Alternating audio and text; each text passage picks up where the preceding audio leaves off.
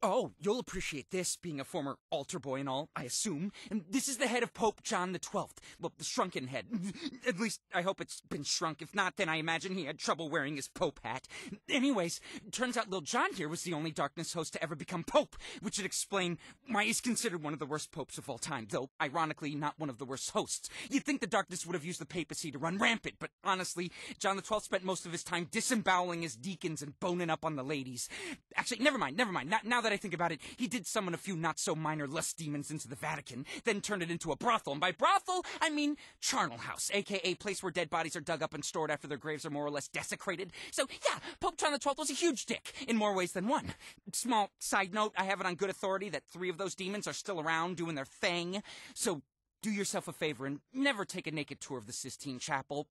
Not that they offer one, still, just don't. Listen, I'm gonna tell you about this particular relic, but you gotta promise me something. No matter what I tell you, you can't let this get weird, okay? Okay? Okay. This is the Reliquary of the Blessed Blood. It is said to contain a relic of untold worth, an object of unfathomable holiness, a preserved piece of flesh from the Messiah himself. Yes, that's right. We're talking about the foreskin of Jesus Christ. Except, here's the thing.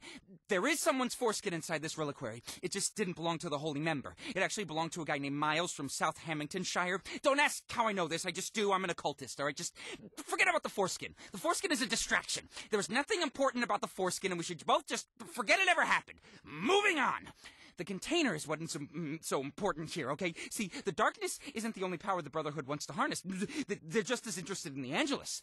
This reliquary was their first attempt to create a vessel that could hold the Angelus. It was a total failure. All it did was piss off the Angelus, and when she's pissed, she does like to burn things. Still, there's dark magic in here. Magic best hidden from certain people. And turning it into an impossibly ridiculous foreskin holder was a good way to do that. Now, if you'll excuse me, I need to go scrub my memory with bleach and steel wool.